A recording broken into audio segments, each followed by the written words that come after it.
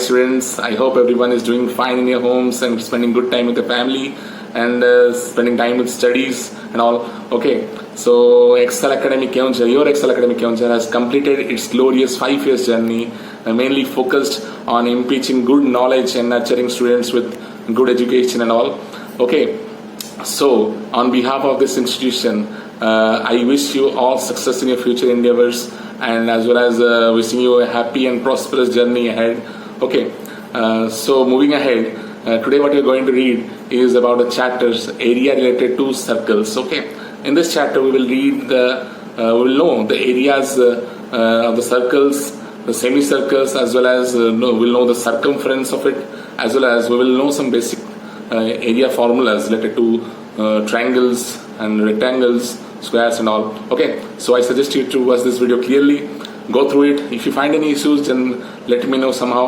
Okay, and we are going to have a Zoom class, so we will just clear your concepts and doubts as well. Okay, so stay tuned students. Okay,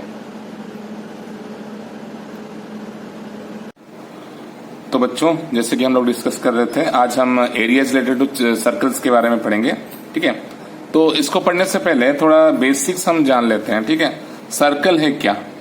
A circular path by a moving object is called a circle. The path traced by a moving object in a circular motion is called circle. Okay, तो इसका centre है O.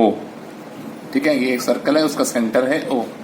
इसका हम area कैसे निकालते हैं वो भी जूनियर क्लासेस में पढ़ लिए थे, फिर भी आपको मैं रिमाइंड कर दे रहा हूं. ठीक है, उसका एरिया कैसे निकालेंगे और फिर सरकमफेरेंस कैसे निकालेंगे. एरिया क्या है? एरिया मतलब ये पूरा पाथ जो कवर करेगा, ये वाला एरिया है. और फिर सरकमफेरेंस क्या है? सरकमफेरेंस एक लेंथ है. नोट करो कि सरकमफेरेंस एक लेंथ है. मतलब ये जो बॉर्डर नहीं है, सर्कुलर पाथ जो है वो जो लेंथ, टोटल लेंथ, मतलब सपोज यहां से स्टार्ट कर रहे हो, घूम के फिर यहाँ पे जाके पहुंच रहे हो इस पॉइंट में, पॉइंट पी पे, तो total length covered by the moving object is called circumference. Okay, तो इसका यूनिट, एरिया का यूनिट क्या होगा? मीटर स्क्वायर में होगा, स्क्वायर यूनिट्स में होगा. और इसका सर्कमफेरेंस का लेंथ का जो यूनिट है. ठीक है, अच्छा, तो अभी एरिया का फॉर्मूला क्या है? पाई आर स्क्वायर. पाई का वैल्यू 22/7 लेते हैं और कभी कभी 3.14 भी लेते हैं, जैसे हमको क्वेश्चन में दिया होगा. अगर क्वेश्चन में मेंशन किया होगा कि पाई 3.14 लेना है, दैट मीन्स तुमको पाई 3.14 ही लेना है. नहीं तो कहीं अगर मेंशन नहीं किया तो 22/7 ही आपको लेना पड़ेगा. ठीक है, सर्कमफेरेंस क्या है? उसका लेंथ है 2 पाई आर. देखो यहाँ पे रेडियस 2 टाइम मल्टीप्लाई हो रहा है, स्क्वायर में है. यहाँ पे आर एक ही टाइम है. पाई तो कांस्टेंट टर्म है ना, 2 भी कांस्टेंट है, पाई भी कांस्टेंट है, तो लेंथ एक ही बार यूज हुआ. Therefore the unit is metre, centimetre, ऐसा करके होगा. और ये आर स्क्वायर है, पाई तो कांस्टेंट है, मतलब लेंथ 2 बार मल्टीप्लाई हो रहा है, मतलब मीटर इंटू मीटर या फिर centimetre into centimetre, millimetre into millimetre, तो स्क्वायर के फॉर्म में ही रहेगा. ठीक है बच्चों, तो एरिया का फॉर्मूला पता चल गया, सर्कमफेरेंस का फॉर्मूला पता चल गया. इसके बाद जो मतलब सर्कल्स का जो क्वेश्चंस हम लोग करेंगे, तो खाली सर्कल्स का नहीं आएगा. उसके बाद इसमें ट्रायंगल का भी थोड़ा थोड़ा कभी यूज हो सकता है, कभी कभी स्क्वायर का भी यूज हो सकता है. ठीक है, तो सबसे रेक्टेंगल का भी यूज हो सकता है. तो स्क्वायर का, रेक्टेंगल का, ट्रायंगल का सब पैरामीटर्स हम पता कर लेते हैं. ठीक है, स्क्वायर कैसा होगा? चारों साइड इक्वल, मतलब इसका एरिया का क्या होगा? अगर साइड है इसका मतलब साइड का लेंथ, तो एस स्क्वायर होगा एरिया ऑफ ए स्क्वायर. ठीक है, इसका एरिया क्या होगा रेक्टेंगल का? Length into breadth. पहले भी हम लोग पढ़े थे, इसको ज्यादा डिस्कस करने में टाइम बर्बाद नहीं करते हैं. ठीक है, ट्रायंगल का क्या होगा? Half into base into height. ये एक फॉर्मूला है अगर हाइट दिया हो तो. अगर हाइट नहीं दिया है तो उसका एरिया हीरोन्स फॉर्मूले से भी निकाल सकते हो. S into S minus A into S minus B into S minus C का रूट ओवर. ये आप लोग पढ़ चुके हो 9th क्लास में, हीरोन्स फॉर्मूला. ठीक है, तो हीरोन्स फॉर्मूला से निकाल सकते हो. एस क्या है याद करो? सेमी पेरीमीटर, मतलब पेरीमीटर जो निकला. पेरीमीटर क्या है?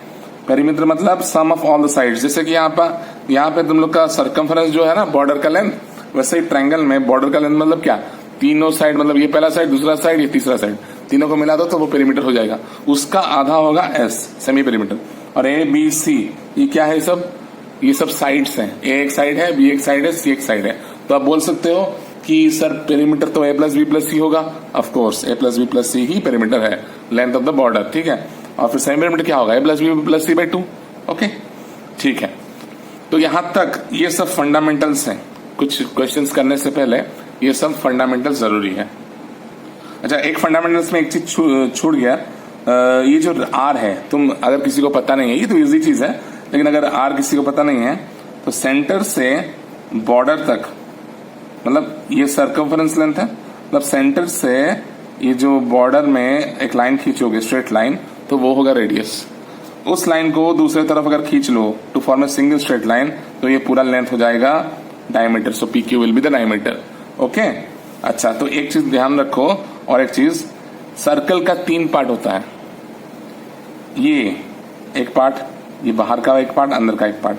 This is interior of the circle, this is exterior of the circle, and this is on the circle. मतलब सर्कल एक्चुअल में ये है, this is on the circle, ठीक है। और ऑन द सर्कल जो डिस्टेंस कवर करोगे पूरा सर्कुलर मोशन में, वो होगा आपका circumference. And end to end अगर एक लाइन जा रहा हो सर्कल के अंदर, पासिंग थ्रू द सेंटर, एक ही line passing through the centre हो रहा है और दोनों बॉर्डर तक छू रहा है, मतलब सर्कमफरेंस ऑन द सर्कल में छू रहा है, तो वो आपका डायमीटर कहलाता है। Therefore we can simply write it as radius into 2 अगर करो तो that will be equal to diameter, ठीक है। ये फंडा है, twice of radius is always equals to the diameter of the circle, और diameter can be said as half of the twice of the radius, और simply radius can also be said as half of the diameter. Okay, अब और एक example इसका कर लेते हैं। Suppose एक क्वेश्चन हमको दिया है, the cost of fencing, the cost of fencing a circular field. Fencing का मतलब क्या है, बॉर्डरिंग करना, eight the rate of ₹24 per meter is 5280, rupees 5280. The field is to be plowed at the rate of rupees 0.50 per meter square. Find the cost of plowing the field. Find the cost of plowing the field. देखो ध्यान से, एक circular field है, ठीक है। तो एक circular बना लो, इसके अंदर फील्ड है, ये बॉर्डर है। तो वो बोल रहा है कि जब फेंसिंग कर रहा है ना, वो मतलब बॉर्डर में फेंसिंग करेगा, यहाँ पे ऐसे बॉर्डरिंग करेगा, ठीक है। जब फेंसिंग करेगा तो उसका कॉस्ट है 24 पर मीटर, मतलब हर एक मीटर का फेंसिंग, मतलब यहां से यहां अगर 1 मीटर है तो हर एक मीटर का फेंसिंग 24 रुपए ले रहा है। उस हिसाब से आपका टोटल कॉस्ट आपका पड़ जा रहा है 5280, ठीक है। तो हम लिख क्या सकते हैं कि ₹24 is expensed while fencing 1 metre, मतलब 1 मीटर करने के लिए 24 रुपए खर्च हो रहे हैं। That means ₹5280 is expensed, 5280 is खर्चा हो रहा है कितना करने के लिए, is equals to fence is equals to कितना होगा, यूनिटरी मेथड है 1/24 into 5280, 1/24 into 5280, which will be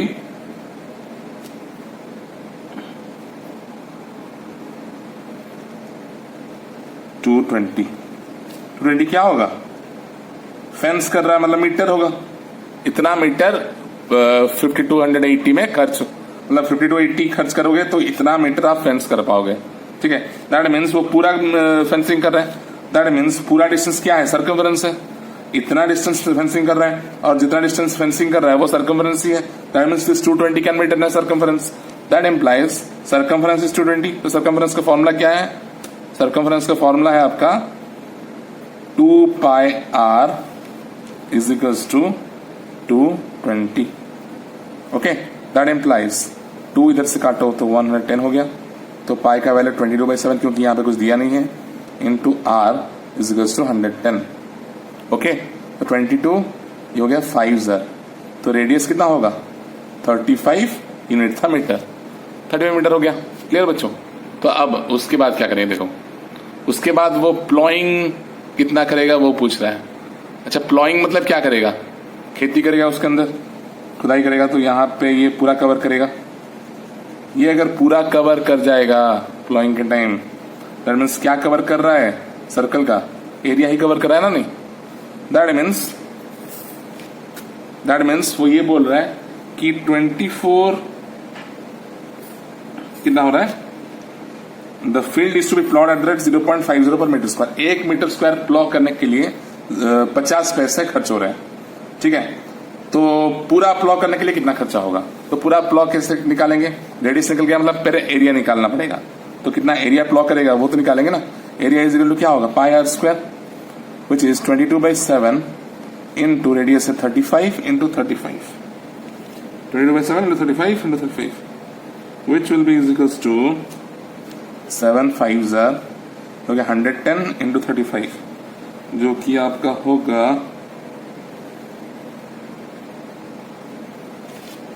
कितना होगा ये 135 35 35 583 3850 metre square, 3850 metre square. Okay, तो अब क्या लिखोगे ना, फॉर प्लॉइंग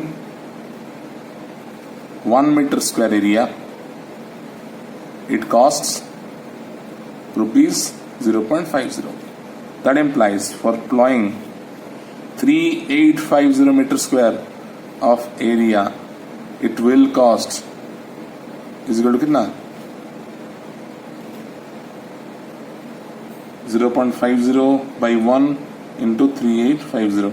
0.50 को क्या लिख सकते हैं, 1/2 भी कर सकते हैं, into 3850 which will be rupees 1925।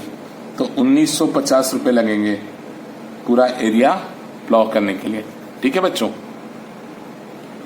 अब नेक्स्ट जो टॉपिक है वो है सेक्टर्स एंड सेगमेंट्स। सेक्टर्स और सेगमेंट्स के बारे में पढ़ेंगे। ठीक है, ये वाला सर्कल सेक्टर के लिए, ये वाला सेगमेंट के लिए। ठीक है, ये सेंटर ओ है, ये भी सेंटर ओ है। एक ही सर्कल दो अलग अलग जगह लिख लिया मैंने। अगर ऐसा एक ट्रायंगल टाइप फॉर्मेशन हो, मतलब जैसे केक है, एक पीस तुम काट रहे हो तो वो पीस ये है, तो ये जो शेडेड पोर्शन है वो है माइनर सेक्टर। इसको माइनर क्यों बोला जाता है, क्योंकि ये जो एंगल फॉर्म कर रहा है ना सेंटर में, ये 180 से कम हो रहा है। आप बोलोगे कि अगर 180 ही होगा तो सेमी सर्कुलर सेक्टर हो जाएगा, मतलब पूरा ऐसे जाएगा डायमीटर की तरफ। ठीक है, और ये जो डॉटेड पोर्शन बच गया ना, अगर वो माइनर सेक्टर है तो dotted portion will be major sector. ठीक, सिमिलरली अगर लाइन, ये डायमीटर है, इस डायमीटर से अगर छोटा कहीं पे लाइन बना दो तो उसके नीचे जो पोर्शन रहेगा that will B minor segment, और जो बचा हुआ पोर्शन रहेगा डॉटेड पोर्शन, ठीक है, वो होगा आपका मेजर सेगमेंट। ठीक है, तो माइनर सेगमेंट क्या है, मेजर सेगमेंट क्या है, पता चल गया आप लोग को। ठीक है, अब इसका एरिया और सरकमफेरेंस कैसे कैसे निकालेंगे, देखो अच्छे से समझो। अगर सेंटर में एंगल थीटा हो, अगर सेंटर में एंगल थीटा हो तो मुझे बताओ अभी कि जब पूरा सर्कल, इसका एरिया निकालेंगे फिर सरकमफेरेंस भी निकालेंगे। ठीक है, जब पूरा सर्कल मतलब ये सेंटर पूरा 360 कवर करेगा तो कितना एरिया कवर करेगा, पूरा सर्कल का एरिया, दैट मीन्स 360 डिग्री में कवर करेगा पाई आर स्क्वायर एरिया। ठीक है, तो दैट इम्प्लाइज हमको 360 पता है, थीटा तो पता नहीं है, तो थीटा डिग्री में कितना कवर करेगा, pi R square by 360 into pi. ठीक है, इंटू थीटा, सॉरी पाई बोल रहा हूं मैं, थीटा। ठीक है, तो angle covered by sector, sorry area covered by sector will be area covered by a sector with angle theta will be theta pi R square by 360। ठीक है, तो ये फॉर्मूला अगर डायरेक्ट पुट करोगे, सिंपल यूनिटरी मेथड से ही निकला है, डायरेक्टली हम लोग का आंसर निकल जाएगा। ठीक है, सरकमफरेंस भी वैसे निकाल सकते हो। कैसे? 360 डिग्री में कितना कवर करेगा? 360 डिग्री जब कवर करेगा ये वाला, तो पूरा सर्कल कवर करेगा, मतलब पूरा सर्कल का सरकमफरेंस कवर करेगा। That means 2 pi R cover करेगा, इतना लेंथ कवर करेगा। ये इतना एरिया कवर कर रहा था, तो थीटा डिग्री में कितना कन्वर्ट करेगा? Theta by 360 into 2 pi R. Simple unitary method, same ही चीज है। मतलब थीटा एंगल में इतना कवर करेगा सरकमफरेंस, मतलब लेंथ, थीटा एंगल में इतना कवर करेगा एरिया। ठीक है बच्चों, समझ में आया? वेरी इजी है, जस्ट ये फॉर्मुला यूज करो। ये फॉर्मुला इतना डिफिकल्ट भी नहीं है, क्योंकि ये सिंपल यूनिटरी मेथड से ही निकला है। क्लियर बच्चों? हमको एक क्वेश्चन दिया है, suppose find the area of segment AYB, radius दिया है 21 cm, angle AOB is 120 degree. Okay, तो फिगर में बना लेता हूं। यहां पे ये सब फिगर है, ये AB लाइन है, ये सेंटर O है, ये ट्रायंगल कुछ ऐसा फॉर्म कर रहा है, ये AB है, ये O है, यहां पे एंगल है 120 डिग्री। ठीक है, और ये 21 cm है, ये 21 cm है, क्योंकि दोनों रेडियस है। ठीक है, ओके, और ये Y पॉइंट यहां पे है। तो ये सेगमेंट का एरिया हमको निकालने बोल रहा है। Okay, area of the segment निकालने बोला है। अच्छा, कॉन्सेप्ट क्या है वो पहले लिख लो। Okay, area of segment AYB कैसे फाइंड होगा ना? अगर ये sector AOB sector, area of sector AOB, ये वाला सेक्टर जो है, मतलब ये पूरा पोर्शन, इस पूरे पोर्शन से अगर मैं ट्रायंगल को माइनस कर दूं तो निकल जाएगा ना? नहीं, पूरे पोर्शन से अगर ट्रायंगल को मैं माइनस कर दूं तो जरूर निकलेगा। ओके बच्चों, तो माइनस क्या लिखोगे? Minus area of triangle AOB। तो ये है आपका जनरल फॉर्म। तो ये निकालने के लिए हमको ये दोनों पता करना पड़ेगा, फिर माइनस करना पड़ेगा। Okay, area of the triangle कैसे निकालोगे? उस ट्रायंगल को थोड़ा मैं बाहर बना लेता हूं ऐसे। ठीक, ये A है, ये B है, ये O है, और ये 120 है।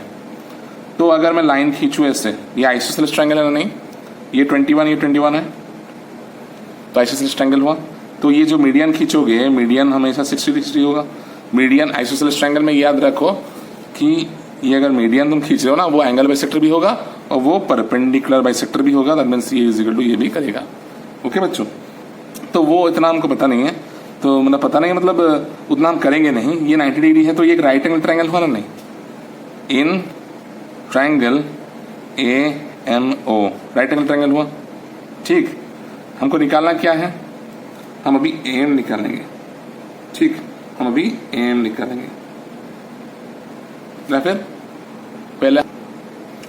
पहले हम OM निकाल लेते हैं। ठीक है, OM निकालना है, AO हमको गिवन है। तो मुझे बताओ अभी किसका रिलेशन होगा? ये AO है H और OM है B, एक राइट एंगल ट्रायंगल में परपेंडिकुलर और बेस और हाइपोटेन्यूज है। उसका रिलेशन किसका होगा ना? कॉस थीटा कितना है? 60 डिग्री, 60 डिग्री है ना? तो उस हिसाब से ये हाइपोटेन्यूज हुआ और ये बेस हुआ, बेस बाई हाइपोटेन्यूज ना, तो OM बाई AO हो जाएगा। ओके, OM बाई AO हो जाएगा। दैट इम्प्लाइज कॉस 60 का वैल्यू कितना है? 1/2 will be equals to OM by कितना? 21। तो OM कितना होगा? 21/2। ओके, तो OM निकल गया 21/2। तो इस हिसाब से हम AM में निकाल सकते हैं। AM क्या है? परपेंडिकुलर। गिवन क्या है? AO है, तो परपेंडिकुलर और हाइपोटेन्यूज के बीच में रिलेशन क्या है? साइन का। तो sine 60 is equals to perpendicular AM by hypotenuse AO। Sine 60 का वैल्यू कितना है? √3/2। That implies √3/2 is equals to AM by 21.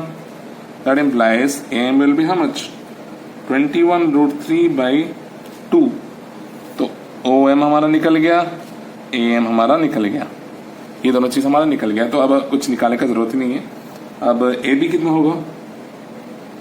AB क्या होगा? ट्वाइस ऑफ AM होगा ना? नहीं, दैट इम्प्लाइज कितना होगा? वो 21√3 ही होगा, क्योंकि 2 कट जाएगा, 21√3 ही होगा। ओके, तो अब हमको क्या निकालना है? हमको अभी एरिया निकालना है ट्रायंगल का। तो एरिया ऑफ ट्रायंगल AOB क्या होगा? Half into base. बेस क्या है? ये हाइट है OM, हाफ इंटू बेस है AB इंटू हाइट होगा OM। हाफ इंटू AB कितना है? 21√3 इंटू OM कितना है? 21/2। क्लियर? तो ये कितना हो गया? 441 21/4 और ये √3 सेंटीमीटर स्क्वायर। ठीक है बच्चों, अब सेक्टर का एरिया निकालेंगे। एरिया ऑफ सेक्टर AOB कितना होगा? थीटा है 120, हम लोग फॉर्मूला डिराइव किए थे, θ/360 into pi R square. Theta है 120/360 इंटू पाई आर कितना है? 21 है, 21 इंटू 21 लिख लो। तो ये 123 है, विच विल बी, ये हो गया आपका 7, और ये पाई को लिख लो 22/7 इंटू 7 इंटू 21, 7 कटा, तो 22 and 21 will be how much? 22 and 21 will be 462 centimeter square. Okay, so now area of segment AYB will be equal to area of sector AOB कितना है? 462 minus area of triangle AOB which will be 441√3/4। ठीक, तो हम क्या common ले सकते हैं? अभी 21 कॉमन ले सकते हैं। क्या होगा ये? 22 माइनस 21√3/4, तो ये हो जाएगा आपका 21/4 जाएगा, ये एलसीएम कर दिया ना, तो ये हो जाएगा 88 माइनस 21√3/4 जो था ये बाहर आ गया। ठीक है, this centimetre square. Okay, so this will be your answer. Clear बच्चों? हमको सपोज और एक क्वेश्चन दिया है,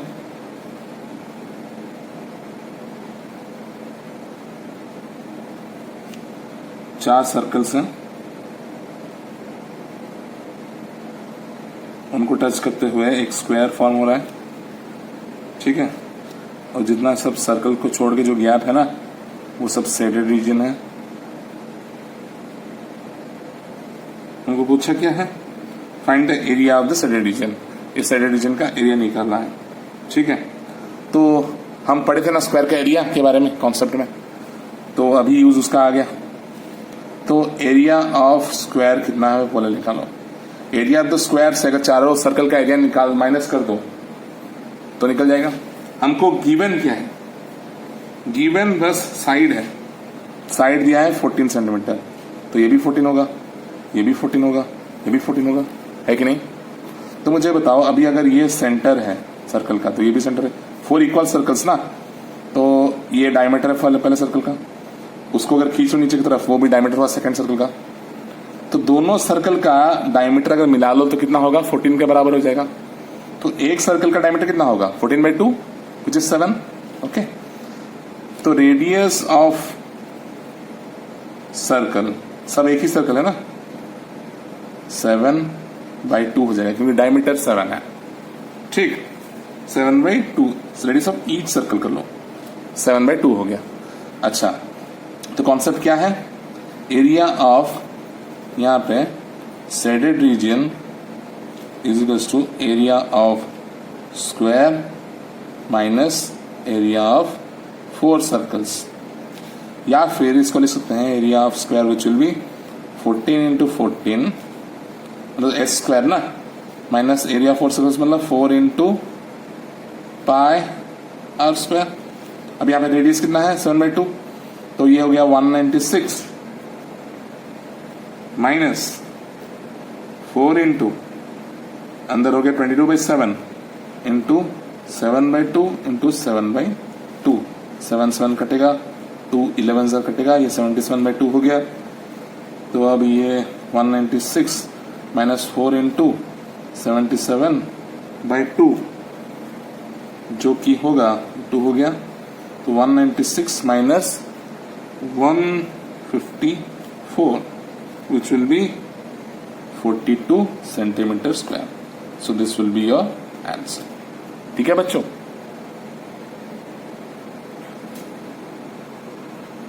अब और एक क्वेश्चन हमको दिया है, ये एक स्क्वायर है,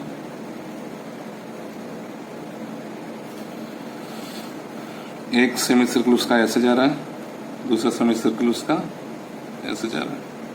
ठीक है,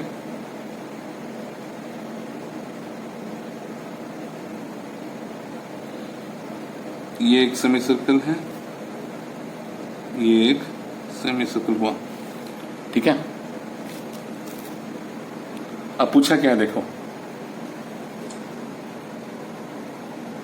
हमको पूछा है find the area of the shaded region. ये शेडेड रीजन है,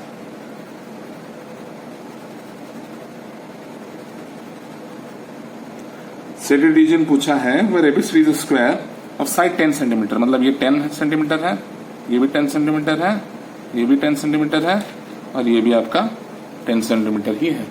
ठीक है, इतना हमको दे दिया है। ओके, तो अब हम क्या कर सकते हैं ना, डिवीजन कुछ कर लेते हैं। ये 1, ये 2 कर लो, ये 3 कर लो, ये 4 कर लो। ओके, 1 2 3 4 कर लो। ओके, तो अगर 1 + 2 + 3 + 4 करके हम इसको माइनस कर देंगे एरिया ऑफ स्क्वायर से, तो हमारा निकल जाएगा, यही तो कॉन्सेप्ट है, area of the square minus ये चारों सरफेस 1 2 3 4, है ना, वही मैं कॉन्सेप्ट लिख लिया। तो अब पॉइंट ये है कि 1 + 2 + 3 + 4 कैसे होगा, पेयरिंग में होगा। देखो 1 + 3 होगा और 2 + 4 होगा। कैसे करेंगे देखो, ध्यान से सुनो मैं जो बोल रहा हूं। ठीक है, अगर पूरा स्क्वायर से हम ये सेमी सर्कल और ये सेमी सर्कल माइनस कर दें तो क्या चला जाएगा, देखो ये दोनों चला जाएगा, तो बस 1 और 3 ही बचेगा ना। नहीं तो वो लिख लो पहले, एरिया ऑफ 1 + 3 कैसे निकलेगा, area of square minus area of 2 semi circles, area of square minus area of 2 semi circles. Radius कितना है, पूरा 10 है ना, तो डायमीटर यहां पे 10 हुआ सेमी सर्कल का, तो आधा कितना होगा 5 होगा ना, तो रेडियस 5 हुआ। ठीक है, एरिया ऑफ स्क्वायर कितना होगा 10 × 10 100 minus area of 2 semi circles, मतलब एक सर्कल के बराबर हुआ, तो मतलब पाई आर स्क्वायर ही लिख लो। ठीक है, तो 100 माइनस, एक चीज की ध्यान रखो, यहाँ पे पाई = 3.14 दिया है हम लोग का क्वेश्चन में। ठीक है, तो पाई लिख लो direct 3.14 into R square, R कितना है 5 × 5 25। ओके, तो ये हो जाएगा आपका 100 माइनस 3.14 इंटू 25 होगा 78.5। उस answer will be 21.5 centimetre square. तो इस 2 सेमी सर्कल का एरिया कितना हुआ, या फिर एक सर्कल का कितना हुआ 21.5 सेंटीमीटर स्क्वायर। ओके बच्चों, अब 1 और 3 का निकल गया, अब 2 और 4 का निकालेंगे। अच्छा, जब 2 और 4 का निकालोगे तो क्या करोगे, ये सेमी सर्कल और ये सेमी सर्कल माइनस कर दोगे, तो बचेगा कितना 2 और 4 बचेगा ना। नहीं तो मुझे बताओ, ये 2 सेमी सर्कल का एरिया कितना होगा, वही सेम होगा ना। नहीं, 4 इक्वल सेमी सर्कल्स हैं, क्योंकि इसका रेडियस भी 5 होगा, क्योंकि 10 है साइड, इसका रेडियस भी 5 होगा। तो एरिया ऑफ 2 + 4 में डायरेक्टली ये ना करके मैं लिख दे रहा हूं 21.5 सेंटीमीटर स्क्वायर, है कि नहीं? इसका 21.5, इसका 21.5, तो एरिया ऑफ 1 + 2 + 3 + 4 कितना होगा? 21.5 + 21.5 विच विल बी 43 सेंटीमीटर स्क्वायर। ठीक है बच्चों, 43 सेंटीमीटर स्क्वायर ही निकलेगा। ओके, तो अब मेन चीज आया ना, एरिया ऑफ शेडेड रीजन। ऊपर में लिखे थे ना एरिया ऑफ स्क्वायर कितना है 100, से कितना माइनस करोगे 1 + 2 + 3 + 4 जो कि 43 माइनस कर दो विच विल बी 57 सेंटीमीटर स्क्वायर। तो ये रहा आपका आंसर। ठीक है बच्चों, तो आप लोग का एग्जाम है 28 को, आई होप आपको समझ में आ गया हो। तो डाउट क्लियरिंग क्लास में जो भी आप लोग का इसमें डाउट आए हम लोग वहीं पे क्लियर कर देंगे। ठीक है, तो एक्चुअल में क्या हुआ ना, हम लोग कॉन्सेप्ट वाइज सारा चीज पढ़ लिए इस चैप्टर का, अब बस क्वेश्चन अलग अलग लेवल का है, कॉन्सेप्ट यूज करेंगे, जो भी हम लोग का फॉर्मूला वगैरह है वो मैंने तुम पढ़े हो उसी से ही आएगा, बस क्वेश्चन थोड़ा घुमा के देगा, because there are plenty of questions in this chapter. Okay, so you need to be thorough in this chapter. Okay, for that you need to watch this video clearly. Okay, so for today I am signing off. Thank you बच्चों।